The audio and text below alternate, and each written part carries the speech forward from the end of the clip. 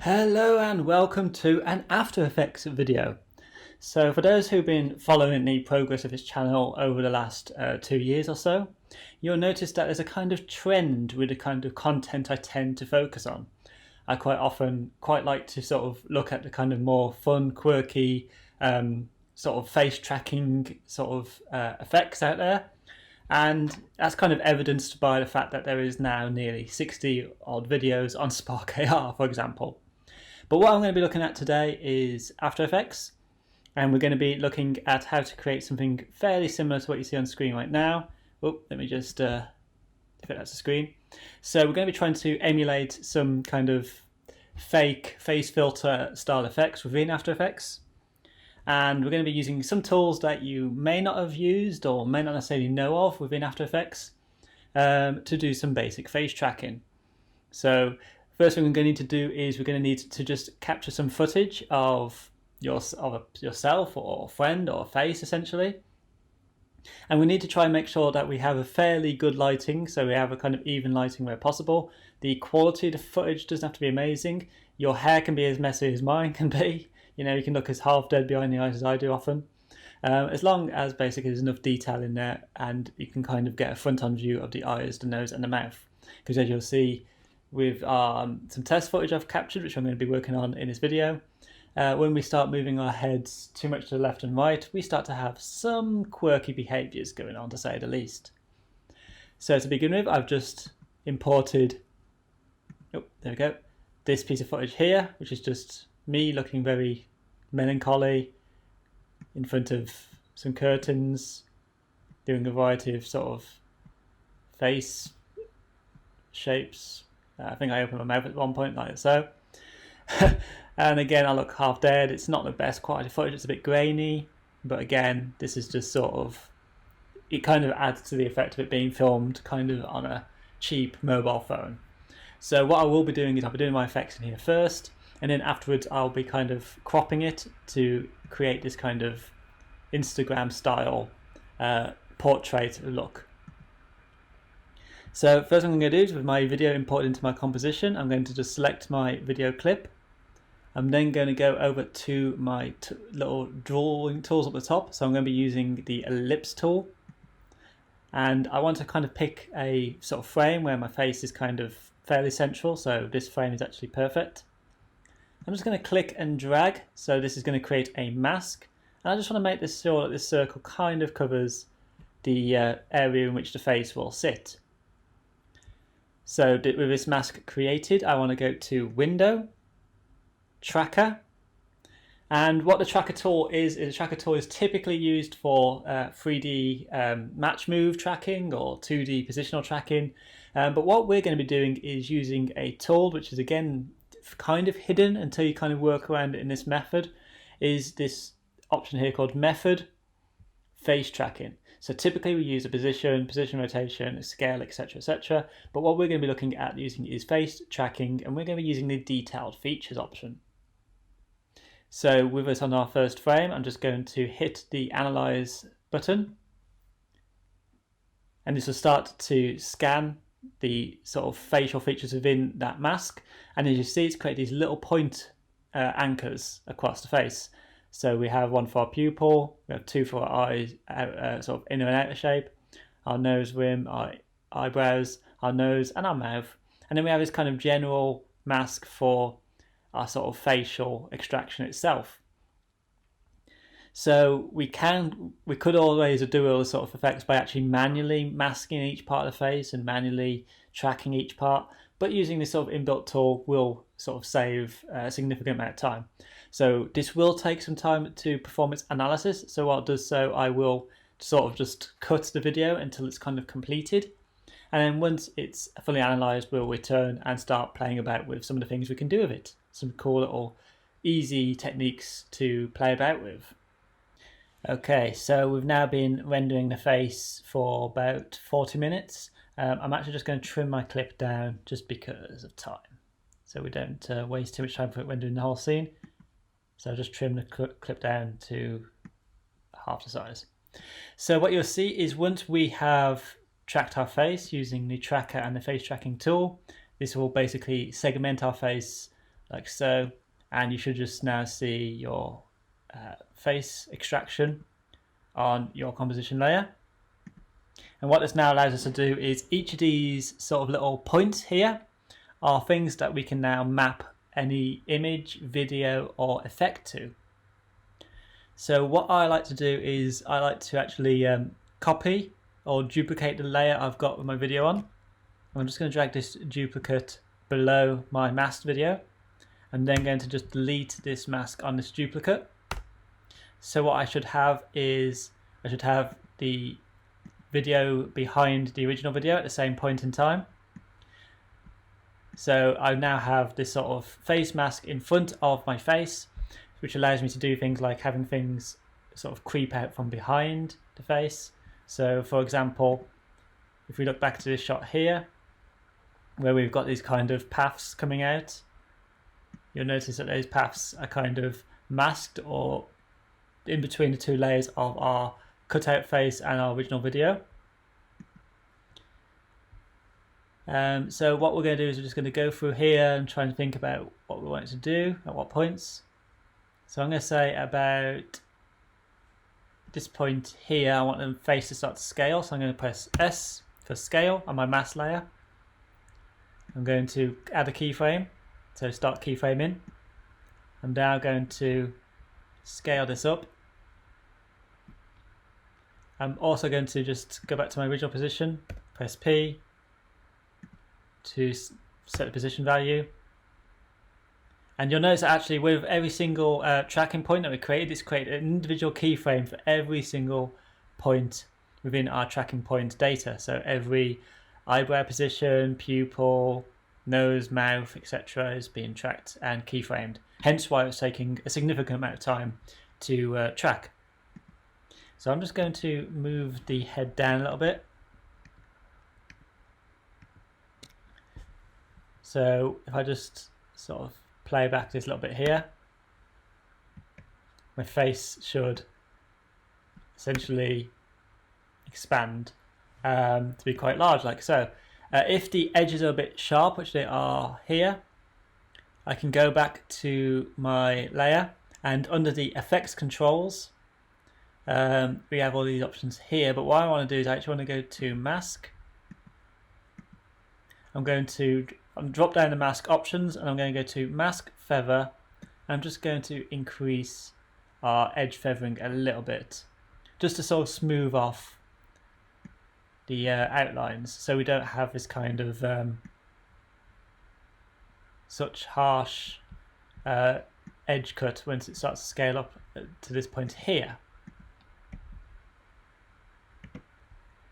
And I just want to make sure that I kind of increase it a bit, but not too much, just to try and add a bit of smoothness. And again, this is where having your footage not being too crystal clear kind of can help to a degree. So now I've got my face slightly larger at this point here. I'm going to actually also want to have some things fly out of my head. So this could be, for example, things that I represent myself, so things I'm interested in, my thoughts or some text, etc. But for this, I'm just going to go with something a bit easier and a bit quicker.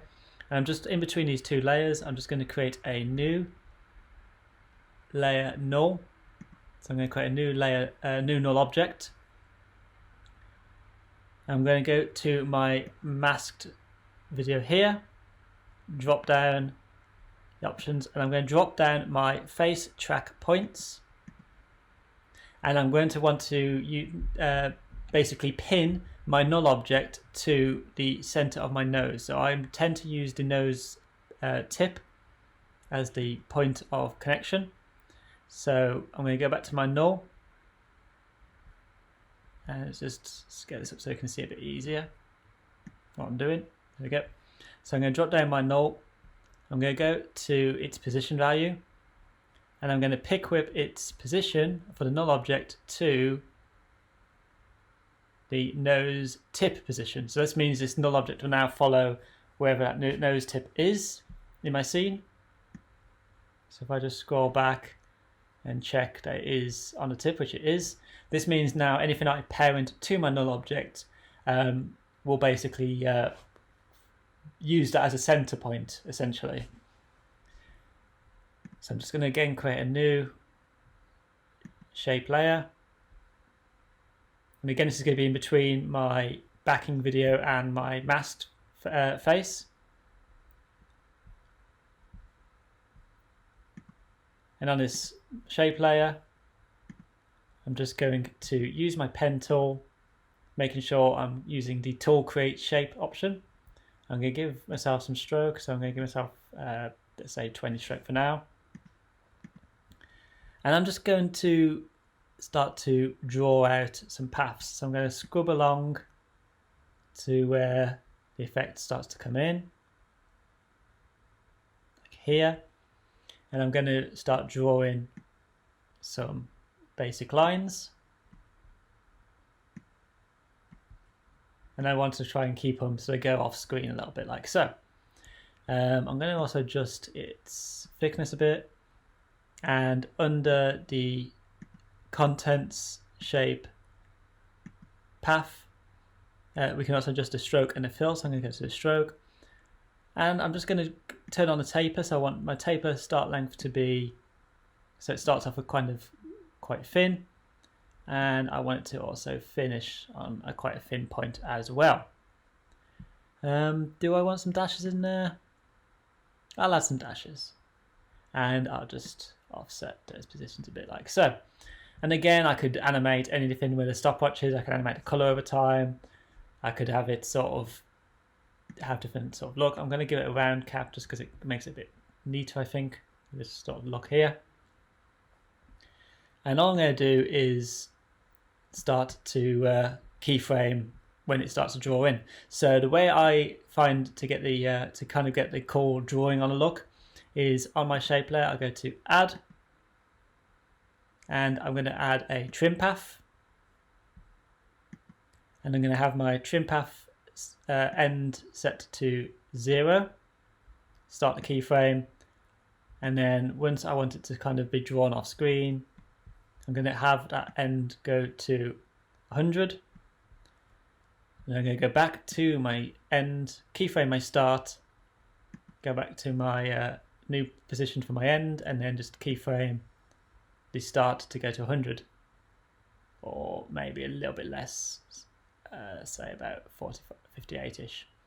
So what this will do is if I just press play now, we should have this kind of little magic kind of wisp kind of being drawn out of the head.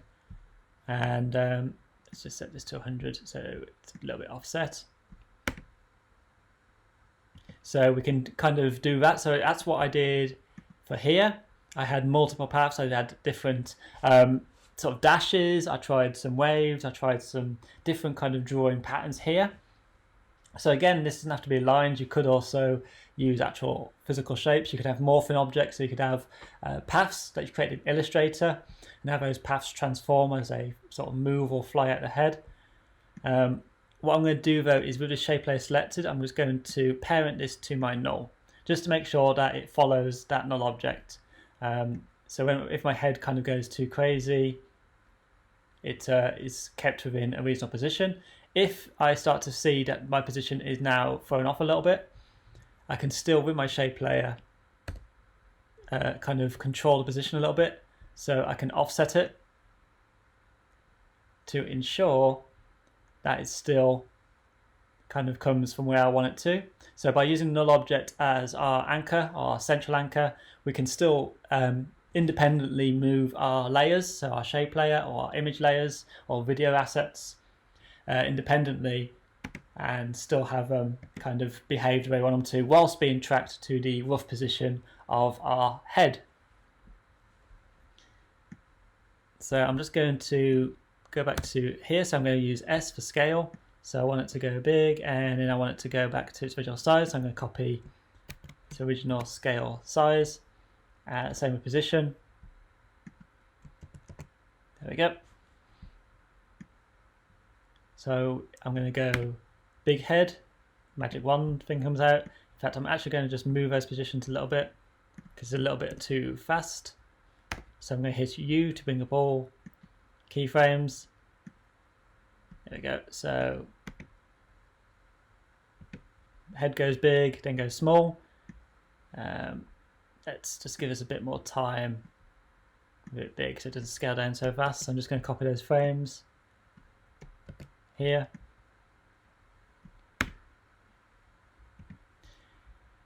What I could do is also select all these keyframes here, right click and go to right click on the keyframe and go to Keyframe Assistant, and I could turn on Easy Ease. So this will create a ramp, so it sort of goes slow, fast, slow kind of rate, or fast, slow, fast, depending on how you kind of see it. And we can see that within the curves. So if we go to curves here, you can see it goes fast, stops, sort of goes slow, then accelerates again.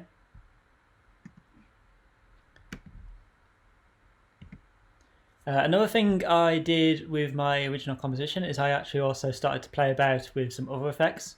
So at this position here, whilst the face mask is covering my underlayer, I actually started to apply a sort of bulge effect. So I went to effects, I searched for bulge, and I believe, let me just double check this before I skip forwards too much. So yeah, what I did is I actually had, I actually duplicated this video. So I actually duplicated my background video, and the reason I did that was so I can, instead of having the opacity come in or have to kind of keyframe the bulge, I just duplicate the layer. Again, this depends on how you kind of want to work this through. Memory-wise, this isn't necessarily the best way of doing it. If you're doing this for memory optimization, you would probably just want to keyframe the bulge start and end position. But I'm kind of trying to be a little bit lazy here. I'm going to drag the bulge onto my layer. I'm going to move its position to be where my eye is, and its scale to be like so. I'm going to increase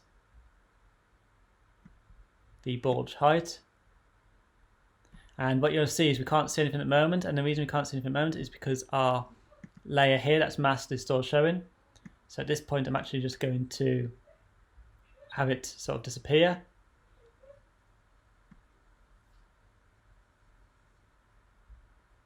Oh. And I just need to make sure that I've adjusted the position of this a little bit. Like so. So I'm trying to give myself like huge sort of anime style eyes. Just to taper a little bit, pull it in.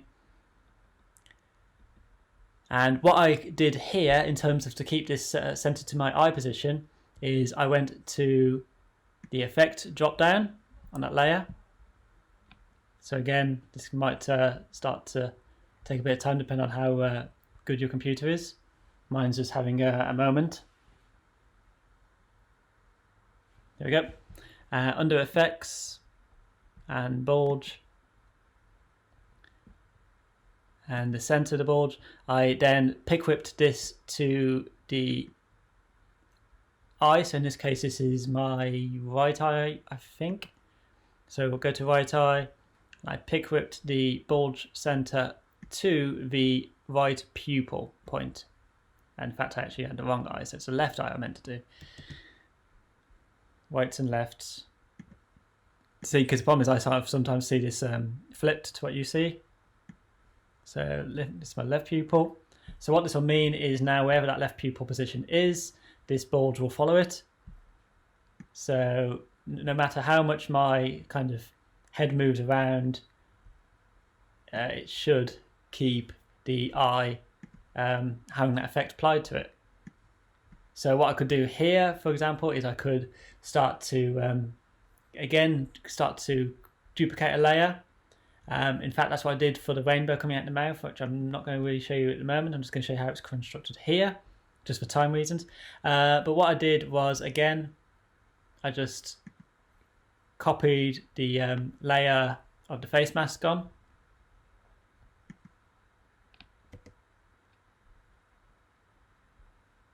which would be this one here. So you'll notice that with this layer selected, we should have two face masks. One face mask is our outer rim, so our face area, and the other mask will be a cutout. So all I did was, with that mask, I used a pen tool, I drew a little cutout. In fact, I'll actually just do it really quickly. So with the layer selected, pen tool, make sure I'm on the mask, scroll out, and I just sort of drew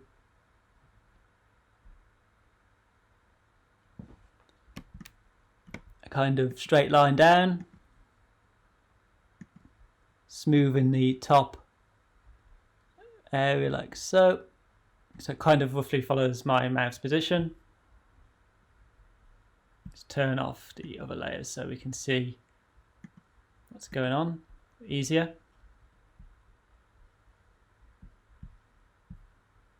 There we go. So you'll see I've got this mask, so as my mouth just been shown. With that mask selected, I change it from an add to a subtract.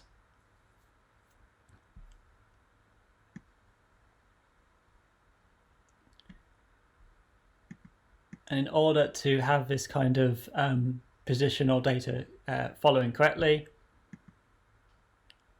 I then basically linked this to my null object position value on the face mask, so it would follow it. In fact, I believe actually I kind of ended up just manually keyframing the position of this mask, just for sake of easiness, because I tend to find when I had it following, it would sometimes start to drift away too much.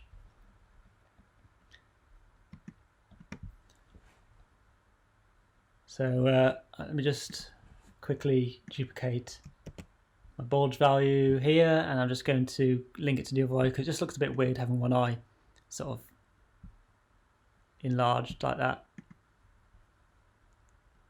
And again, bulge center to the right pupil. There we go. So I could, again, any of these values here, I could start to animate over time, so I could have it sort of, so they start to grow over time. So to do that, I just have the sort of bulge height keyframed. So I can have it start to enlarge like so. So this is how you can kind of do kind of puppy dog eyes kind of look. I'm just going to remove this mask because it's not really required, because I'm not going to do the rainbow on this video, because again, it's pretty self-explanatory. You tend to just keyframe out, and the way we work with anything, with whether it's After Effects, Photoshop, Spark, any game engine, for example, you tend to work in layers and start to think about how the layers are constructed. So if we was making a cake, for example, we think about how the user always sees the sort of icing first, then we have our kind of fillings below that. So we have to construct our work in the same manner. So we're always thinking about how things are sandwiched, how things are in relation to each other.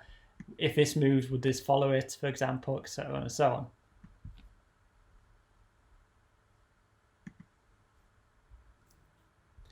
What you'll see here, actually, let me just show you here. In fact, with this rainbow here is a mask that is applied to this video here.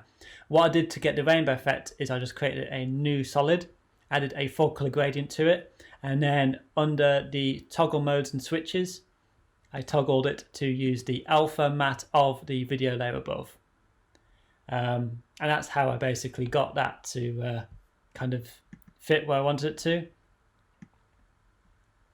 And you'll notice that the position for this solid, which is just a basically a rectangle in the background, is moved from one keyframe bit of it being up here, hidden behind the head, and moving down. And I also adjusted the scale, so it's here, it appears as 0, and it gets to 100%, and then appears at 0 again down here. So again, it's just deconstruct, thinking about how things are talking to each other in relation, and trying to recreate what you can. And then finally, once I'm kind of happy with what I did, and again, I could spend a lot longer on this. In fact, I could spend would spend several hours on this if I was wanting to finish this, which I'm not going to today, don't worry. I just then simply created a new mask. Actually, no, what I did is I actually selected the whole layer, and I could either select everything and then right click and hit pre-compose, or what I tend to do is create a new composition, and I'll call this portrait, for example. Oh, let me just adjust my composition settings because I changed it to Instagram settings yesterday. There we go. And then I just dragged my composition into this portrait view, and then I just created a plane like so it masks in a portrait level.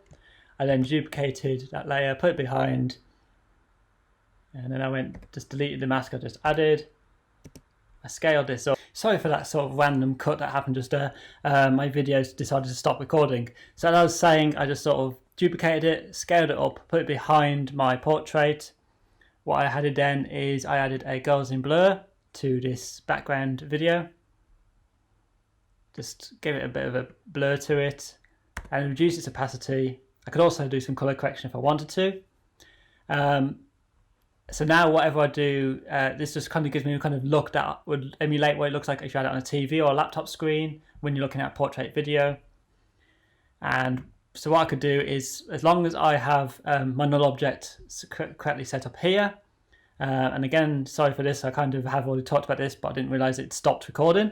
Anything that we parent to our null object, we can have animated. So all I did was I dragged in a YouTube logo. I set its initial position in relation to where I want it to be within my null. So this is parented to my null layer, which is following the nose tip. And then I just adjusted its position. So wherever my head moves, if my head was to do some drastic movements from the left to the right, it's still keeping relation to my central point. And I just animated it to have some movement like so. And this could, like I said a bit earlier, it could be video. This could be, again, different layers, different compositions, and we can start to build up and trying to create some nifty effects. But again, the more time you spend on something, the greater your results.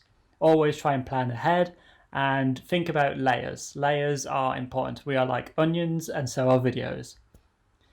Anyway, hopefully this sort of has been a bit of a different video than you may have expected. It's just showing you a tool you may not have expected or necessarily used, the tracker face tracking tool. Try and keep the user's subject facing the camera initially, at least for a masking stage. Once the head starts to go too much to the left or right, you will start to run into some erroneous results with the way it handles with noses, because it can't really extrapolate depth super well. But we could, for example, replace irises by having a new iris image tracked to the position of the iris tracker point. So we could have a new image overlaying our eye there. We could also build up a cyborg face, so we could create half a face and then just track it in relation to one of these points here. So you can start to build things up and segment the face as much as you want. But again, that's all down to your own creativity and your own imagination.